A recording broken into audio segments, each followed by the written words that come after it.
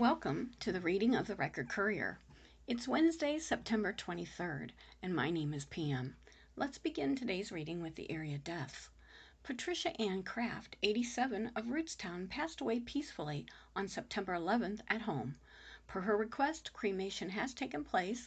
She and her husband Benson will be buried together in a private ceremony at Homeland Cemetery in Rootstown. Richard F. Laskowski, age 89, of Windham, entered eternal rest on September 19th. Friends may call at the Golubsky Deliberato Funeral Home. Visitation on Friday, September 25th, from 2 to 4 and 6 to 8 p.m. Prayers at the funeral home on Saturday, September 26th at 9:30, followed by a Mass of Christian burial at St. Peter's and Paul's Church at 10 a.m. Face coverings and social distancing required at both the funeral home and the church. Carol Lee Weekly King passed away with her family by her side on September 18th. A private graveside service will be held at Hillside Cemetery in Randolph. Joyce Aguli, age 79, of Streetsboro, passed away Friday, September 18th, at her home. A memorial service as a celebration of life will take place on Saturday, September 26th, from 1 to 2 p.m. at the Wood Courtright Borkowski Funeral Home. Marling L. Ryder, Sr., 84, of Streetsboro, passed away Monday, September 21st, at his residence. A graveside service with military honors will be held at 1 p.m. on Thursday, September 24th, at the Evergreen Cemetery in Streetsboro. Sandra F. Hickman, 69, of Lake Milton, formerly of Ravenna, passed away Sunday, September 13th. Cremation has taken place. Arrangements were entrusted to Schott Spicer Chryslip Funeral Home. Frank Paul Flecksteiner, known as Skip, age 83, of Rootstown, passed away Wednesday, September 16th at his home. A memorial mass will be celebrated by Reverend William Cranack at 10 a.m. on Tuesday, September 29th, at Immaculate Conception Church, 409 West Main Street. It is required that everyone attending the services wear a mask and practice social distancing. Well, that concludes the reading of the area deaths for Wednesday, for the Wednesday edition of the Record Courier. So let's begin with our first article.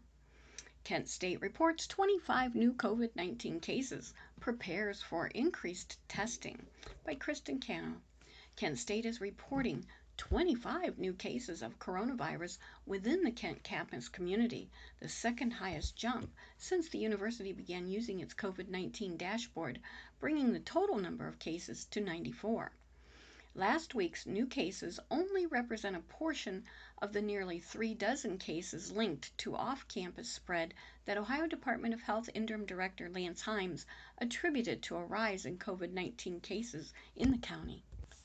Kent State cases account for about 1/3 of overall county cases in the past 2 weeks that contributed to the county moving from orange to red on the state's color-coded advisory system on Thursday. As of Tuesday, the state's dashboard showed 1,094 cases in Portage County, 296 of them in people ages 20 to 29, and 111 cases in people ages 0 to 19. Becky Lehman, Public Information Officer for the Portage Health District, explained that Kent State's dashboard only reflects those cases confirmed positive at the DeWeese Health Center or that are self-reported. As a result, community members who are tested off-site and who do not report back to Kent State are not reflected on the dashboard, but would still be identified as a Kent State case through the Ohio Disease Reporting System. In an email sent Tuesday afternoon, Kent State President Todd Diacon and Kent Health Commissioner Joan Seidel attributed the cases to gatherings and parties at off-campus student housing locations. Those of you attending or hosting parties and gatherings must stop or face disciplinary action through the Code of Student Conduct. It's time to do what's right. Behave responsibly and start caring about others you may be infecting who could become seriously ill, they wrote. For the next 2 weeks, Diacon and CIDL are asking all Kent State students to avoid all gatherings and parties, to limit their interactions with one another by only attending class and participating in physical exercise, and to report troubling behavior to the Flash's Safe 7 accountability page. For those who fail to practice stringent safety principles, we won't hesitate to take the strongest disciplinary action that our Code of Student Conduct allows, up to and including warning, probation, disciplinary suspension, disciplinary dismissal, and other educational or corrective measures.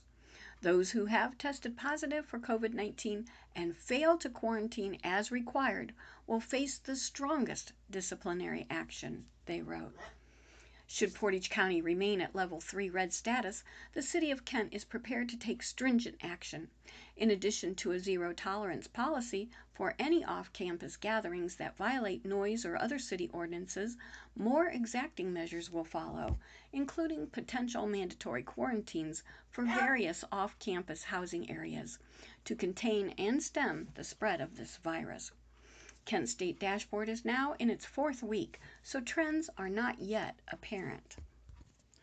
There were 12 cases between July 7th and August 24th prior to the dashboard's publication. Week 1 of the dashboard reported 12 new cases, bringing the total to 24. Week 2 reported 33 new cases, bringing the total to 57. Week 3 reported 12 new cases, bringing the total to 69. Last week's 25 cases in Week 4 bring the total cumulative case number to 94. The Kent campus remains the only one in the university system to report any positive cases.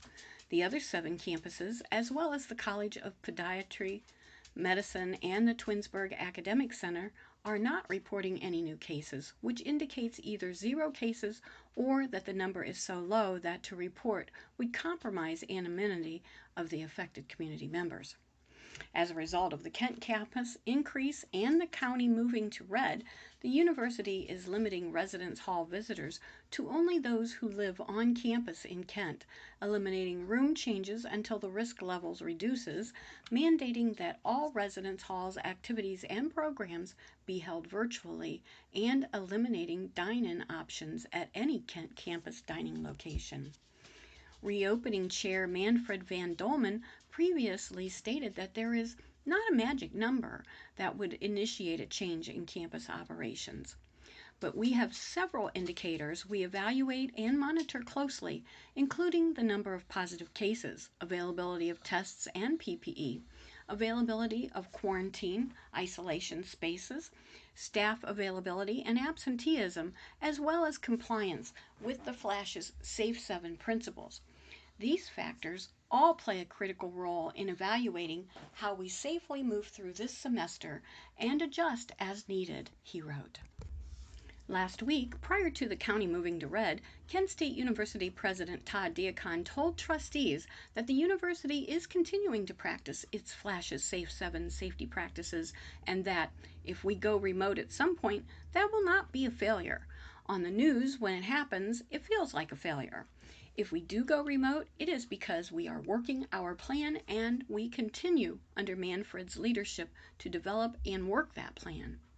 The number of confirmed cases may artificially increase in early October due to the university's plan to expand testing capabilities.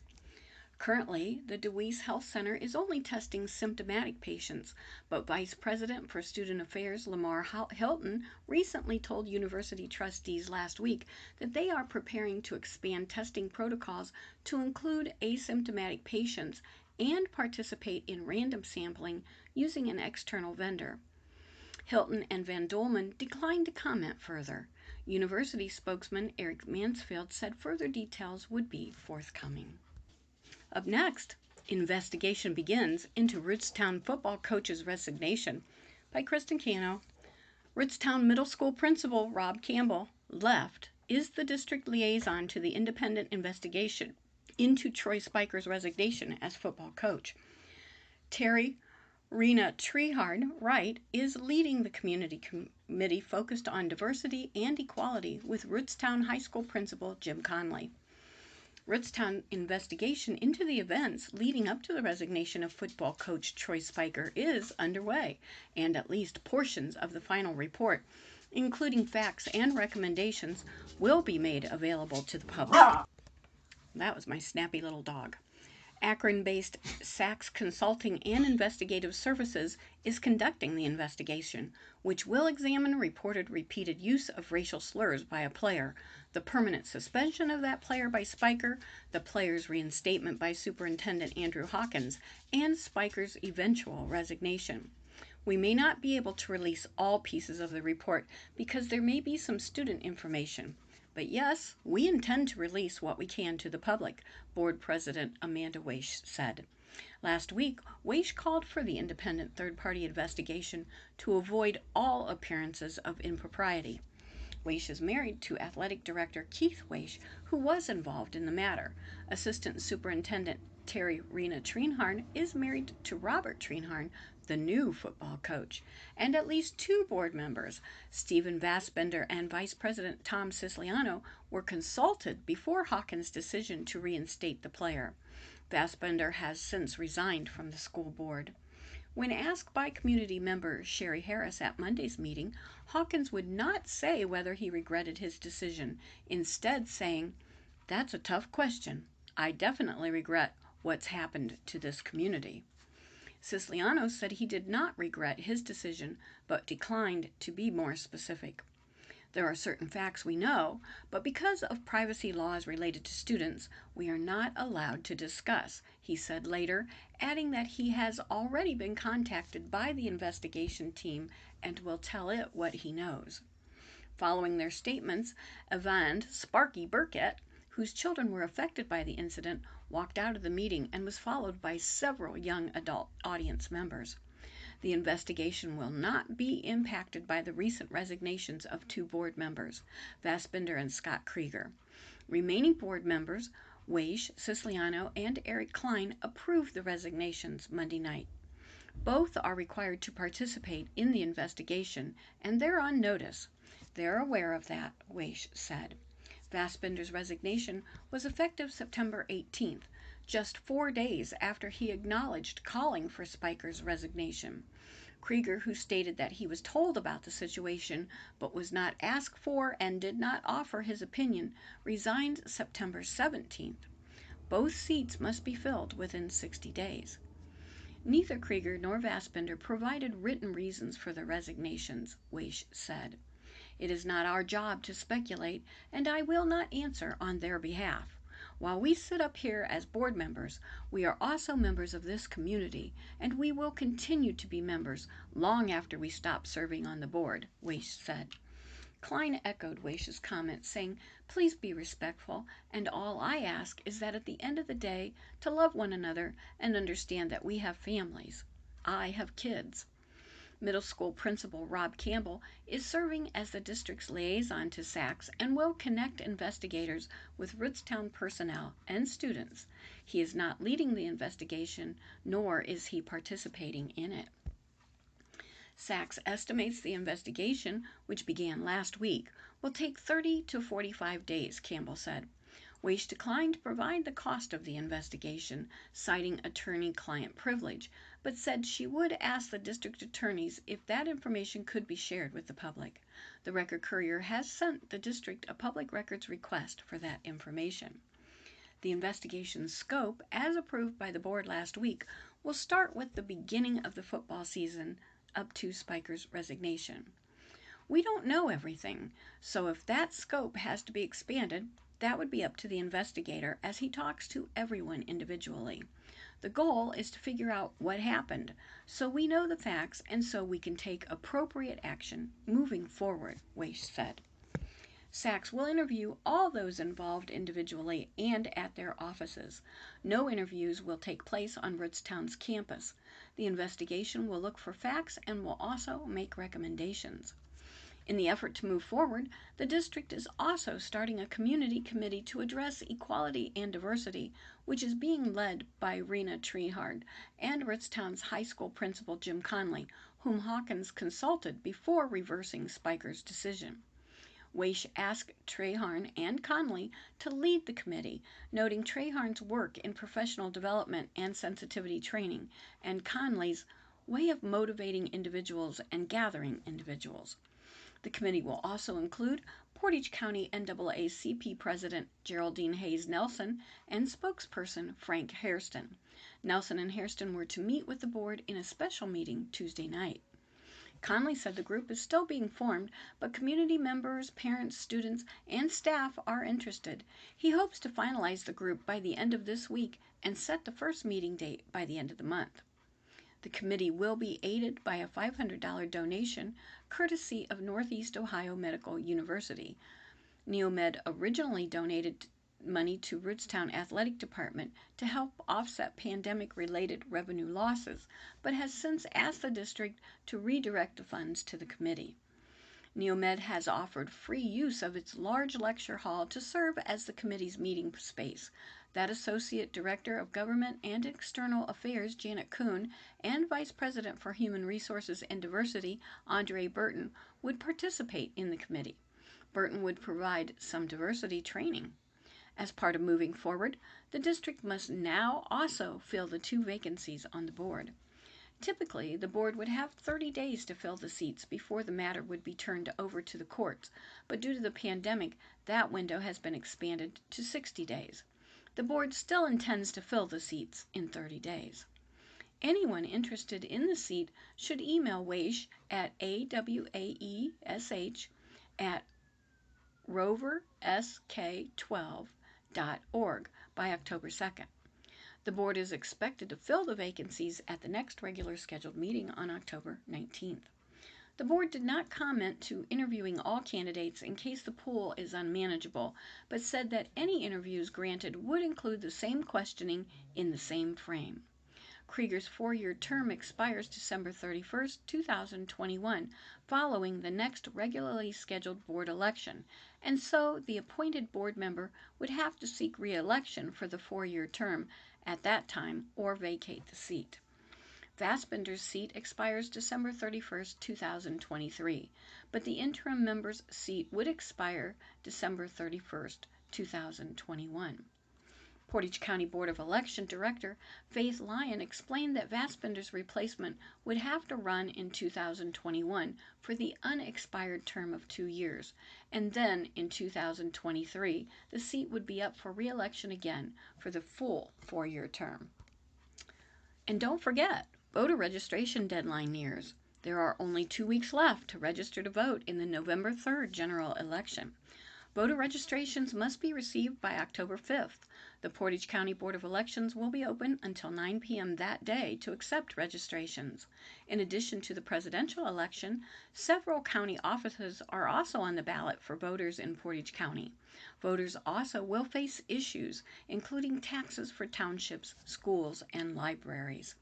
Registration forms are available at www.portagecountly-ohio.gov/board-elections and at the following locations where they can also be submitted. The Board of Elections drive-up drop box located in the parking lot, 449 South Meridian Street in Ravenna, any public library or BMV, public college, high school, or vocational school, or agencies providing public assistance and disability programs. Registered voters who have changed their name and or address need to update their registration by October 5th to vote at a regular ballot in the general election. New registrations and or changes can be made by mail or online through the Secretary of State's website at www.voteohio.gov. Registration is open to all U.S. citizens living in Portage County at least 30 days prior to the election and who will be at least 18 years old by Election Day. The latest totals show that there are more than 107,000 registered voters in Portage County. You should know summer decorations must be removed at Maple Grove Cemetery. Maple Grove Cemetery in Ravenna is asking that summer decorations be removed from graves by October 1st. Summer decorations not removed by that date will be discarded by the cemetery staff. And let's move on to high school roundup. Falcons not Royals. Girls soccer, Field 3, CVCA 3. The Falcons 6-1-1 couldn't quite hold on for the win as the Royals rallied to tie the score with 2 late goals. Still, Field got a hat trick from Rachel Ruggles and a pair of assists from Haley Cannon. Our next article, Crystal Clinic Orthopedic Center in Kent offering rehabilitative services. Following a major expansion, Crystal Clinic Orthopedic Center's medical clinic, located at 2007 State Route 59 in Kent, now offers physical and occupational therapy services. The addition of these services allow patients to receive the rehabilitative care they need for the treatment of orthopedic injuries or conditions in one convenient location. The Kent Clinic's newly constructed therapy area features a spacious gym fully equipped with the latest therapy equipment and an indoor walking track to provide pre- and post-surgical rehabilitation, non-surgical rehabilitation, and manual, hands-on therapy techniques. Crystal Clinic's therapy specialists have advanced training in orthopedic rehabilitation and extensive clinical experience with all types of orthopedic conditions. They use a variety of therapy treatments to improve range of motion, joint function and balance, relieve pain and swelling, and help patients return to daily activities or sports following injury or surgery. By expanding our therapy services in Kent, we're ensuring families in Portage County and surrounding communities have convenient access to the care they need to maximize their recovery, minimize their pain, and get back to the activities they love most, said Scott Sinek, PT, DPT, MHA, Director of Crystal Clinic's Rehabilitation Services. We're proud to enhance the nationally renowned orthopedic care, TM, that our Crystal Clinic surgeons provide in Kent. The team of surgeons in Kent provides general and specialty orthopedic medical and surgical care in diverse areas such as foot and ankle, hand and wrist, elbow, shoulder, neck, spine, hip, and knee, including sports medicine, arthroscopic surgery, microsurgery, and total joint replacement. The team includes John Biondi, MD, Aaron Dean, MD, Douglas Erler, MD, Matthew Kay, MD, Ronald Minio, DO, Kyle Nelman, MD, William Patkin, MD, and Rajiv Tawal, MD. For appointments or to learn more, you can call 330-673-6203 or visit crystalclinic.com. A physician-owned hospital system, Crystal Clinic continues to grow and expand to better serve patients from throughout the region with convenient access to its world-class care. In the fall of 2021, Crystal Clinic will complete the construction of a new state-of-the-art orthopedic and reconstructive plastic surgery hospital. Along with providing the most advanced technology in a modern facility, the new hospital will create a patient-centered place for respite and healing to enhance patients' experience. Well, up next, Dollar General Plus in Windham to offer produce variety by Bob Gachins. By early next year, residents in Windham will have a local source of produce and other groceries.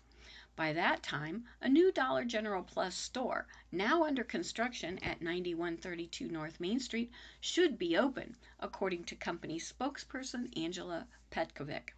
According to the USDA and Windham Village Administrator Debbie Blewett, the village is part of a food desert, which Blewett said the Dollar General Plus should help address. It's going to work out perfectly for me, and I think it will work out for a lot of other families too, especially those who don't have transportation, she said. We have to travel to either Garrettsville or Newton Falls or Ravenna to even get a tomato to put on a sandwich. This is going to be huge, I think, and I'm looking forward to it. According to the USDA, food deserts are characterized by a lack of access to a store offering healthy, nutritious food. Other factors in identifying a food desert include community income level and access to public transportation, which can affect accessibility for individuals. Petkovic said the store is not intended to be a full-service grocery store, but Dollar General has made an effort to take the needs of the community into account in making one of 870 Dollar General stores out of 16,720 to offer produce. Our produce is just available in a very limited number of stores. It's always going to be a matter of taking into consideration what our customers need, she says. The produce set at Dollar General offers an assortment of fresh fruit and vegetables, including lettuce, tomatoes, onions, apples, strawberries, potatoes, sweet potatoes, lemons, limes, salad mixes, and more. While Petkovic said customers generally use Dollar General stores to fill in, not fill up, on groceries, replenishing items as they run out, Blewett said she may use the store differently. She said she may do the bulk of her shopping at the new store, then travel to a full-service store for items not available at the Dollar General. Petkovic said the new Dollar General store's selection should be well-rounded, if not as complete as a full-service grocery store. Dollar General's produce offering provides the top 20 items typically sold in traditional grocery stores and covers approximately 80% of the overall categories groceries carry, she said. The store will also continue to carry components of a healthy diet, including dairy products, bread, eggs, protein, grains, and frozen fruits and vegetables. Doug Holtzman, vice president of Anchor Cleveland, said the current property owner, listed in Portage County's property tax records as Wyndham BTS Retail LLC, is interested in selling the property with a long-term lease in place for the new Dollar General Plus store. We just hit the market last week, and I have a couple potential parties who have told me they're planning to submit offers, says Holtzman. According to an Anchor Cleveland brochure on the property, it's listed for about $1.6 million, and the building will be 10,688 square feet in size. Petkovic said the sales area would be about 8,500 square feet, compared with 7,200 to 7,400 square feet in a typical Dollar General store. According to an area map in the brochure, the new building would be located across North Main Street from the existing store, which Petkovic confirmed will close as the new store opens. And now, Aurora police reports. Remember, crime reports are a sampling of incidences responded to by local law enforcement agencies. They are not intended to be all-inclusive. Aurora police went to a Shawnee Trail business on September 9th for a report of an Aurora man who had been hanging out at the business for several hours. The man was speaking fast and sweating. The man said he was not using drugs and did not want a ride from the police, but would let his parents come get him. His parents were notified and picked him up to take him home.